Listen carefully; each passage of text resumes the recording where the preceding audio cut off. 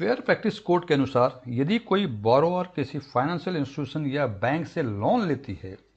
तो लोन को fully repay करने के बाद ये बोरोअर्स का अधिकार है कि वो जो भी डॉक्यूमेंट्स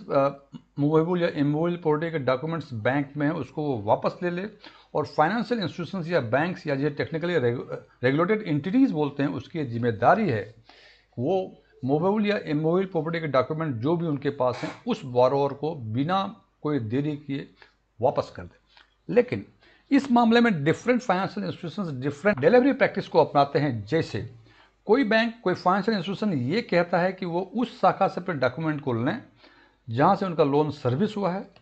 कुछ फाइनेंशियल इंस्टीट्यूशन ये कहते हैं कि डॉक्यूमेंट उनको उनके कस्टोडियन ब्रांच में मिलेगा, ना कि उस शाखा से, उस ब्रांच से जिस ब्रांच ने उसके लोन को सर्व किया है। इन सब कारणों के कारण कस्टमर्स के बहुत समस्याएं आने लगी और ये एक ऐसा मुख्य कारण बन गया जिसके कारण कस्टमर के ग्रीवांसेस और डिस्प्यूट काफ़ी अधिक हो गए। इन सब डिस्प्यूट्स और ग्रीवांसेस को देखते हुए रिजर्व बैंक ऑफ इंडिया ने 13 सितंबर 2023 को एक रेस्पॉन्सिबल लैंडिंग कंडक्ट इशू किया है, जिसके अनुसार उसमें ये कंप्रिहेंसिव बातें की गई हैं कि फुल्ली एडजस्टमेंट, लोन के full adjustment either fully repaid और सेटलमेंट के बाद क्या प्रक्रिया होनी चाहिए, क्या टाइमलाइंस होनी चाहिए मूवेबल या इमूवेबल प्रॉपर्टी के डॉक्यूमेंट कस्टमर्स को या बोरोअर्स को वापस करने के लिए आज हम चर्चा करेंगे इसी बात पर। सो दैट आप यदि बोरोअर हैं तो आपको ये पता होना चाहिए कि आपको मूवेबल या इमूवेबल प्रॉपर्टी के डॉक्यूमेंट जो बैंक को आपने दिए है उसका वापस लेने के लिए क्या अधिकार हैं, और यदि आप बैंकर हैं तो आपको ये समझ में आना चाहिए कि वापस करने, ये डॉक्यूमेंट वापस करने के लिए आपकी जिम्मेदारी क्या बनती है।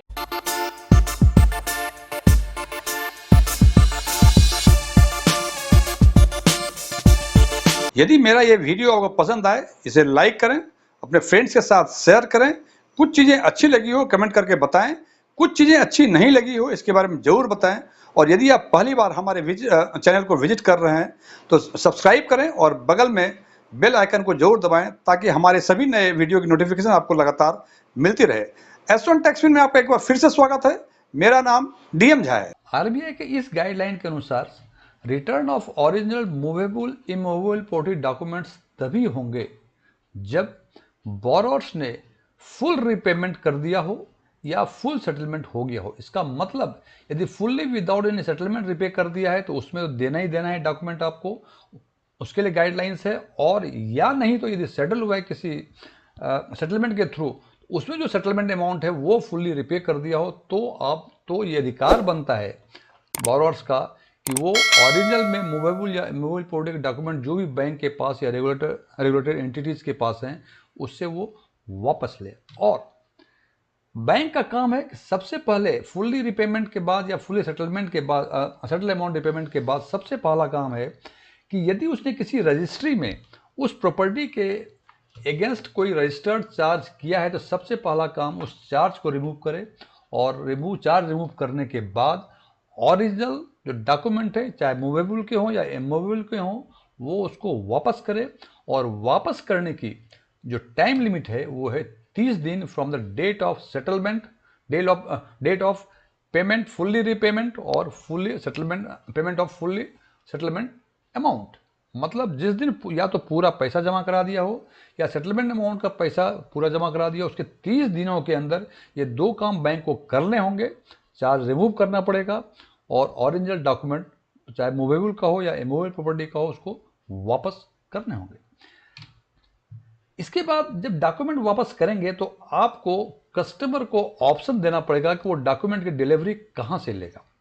आपको देना पड़ेगा कि या तो आप उस ऑफिस से लें जहाँ से आपका लोन सर्व हुआ है, डॉक्यूमेंट की डिलीवरी उस ऑफिस से लें जहाँ के आपका लोन सर्व हुआ है, या डॉक्यूमेंट की डिलीवरी वहाँ से लें जहाँ के उस रेगुलेटेड एंटिटीज के डॉक्यूमेंट कस्टडी के रूप में कहीं वॉल्ट में रखे हुए हैं।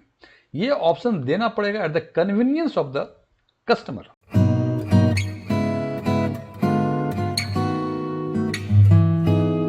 कस्टमर अपनी सुविधा के अनुसार दोनों ऑप्शंस में से कोई ऑप्शन चुन सकता है for taking delivery of the original document. आपको डॉक्यूमेंट कितने पीरियड के अंदर देना है और प्लेस ऑफ डिलीवरी क्या होगा, इस जो भी एग्रीमेंट हुआ है between bank and the customer, specially at the place of delivery, time line तो कोई चेंज नहीं कर सकता, जो आरबीआई ने दिया है उसको मानना ही पड़ेगा। इन दोनों का जिक्र जब लोन सैंक्शन करे तो सैंक्शन लेटर में इसका जिक्र होना चाहिए। इसका मतलब सैंक्शन लेटर में और टर्म्स कंडीशन के साथ साथ एक टर्म्स कंडीशन ये भी होगा कि और fully repayment of the amount either through normal course of action और थ्रू सेटलमेंट। टाइम लाइन क्या होगा, मतलब कितने दिनों के अंदर डॉक्यूमेंट वापस किए जाएंगे और किस जगह पे ये वापस किए जाएंगे। यदि एक प्रोविजंस और उन्होंने आरबीआई ने बताया है कि यदि in case of any unfortunate death of the borrower और द ज्वाइंट बोरोअर्स, तो लीगल हीयर्स को document deliver, original document deliver करने की after fully repayment, fully settlement क्या प्रक्रिया होगी। ये प्रक्रिया उस रेगुलेटेड एंटिटीज या उस फाइनेंशियल इंस्टीट्यूशंस के वेबसाइट पर डिटेल में डालना पड़ेगा, सो दैट उनके लीगल हीयर्स को डॉक्यूमेंट की डिलीवरी में कोई समस्या ना आए।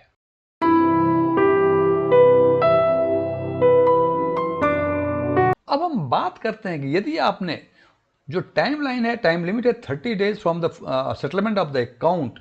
यदि बैंक ये पूरा नहीं कर सकता है, या तो चार्ज को रिमूव नहीं, वो सेटिस्फाई नहीं कर सका, या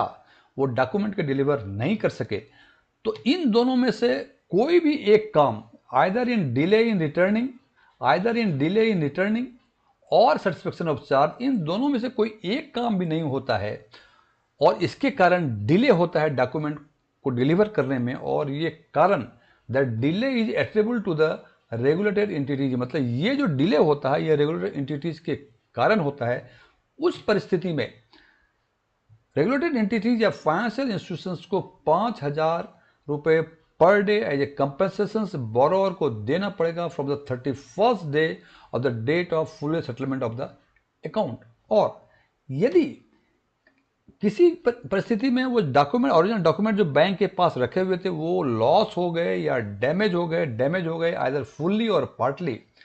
उस केस में ये जिम्मेदारी है रेगुलेटेड एंटिटीज की कि वो बोरोअर्स को असिस्ट करे to get the true copy और certified copy of the document, और उसमें जो कॉस्ट लगते हैं वो उसको बियर करे। और इन दोनों कार्य में 60 डेज से यदि अधिक लगते हैं तो फ्रॉम द 61st डे 5,000 रुपये पर डे आपको कंपनसेशन देना पड़ेगा till the document is being issued by the competent authority in duplicate और as a certified copy. Friends, ये सब कार्य, ये 5-6 जो रीजन्स हैं, जो गाइडलाइंस हैं,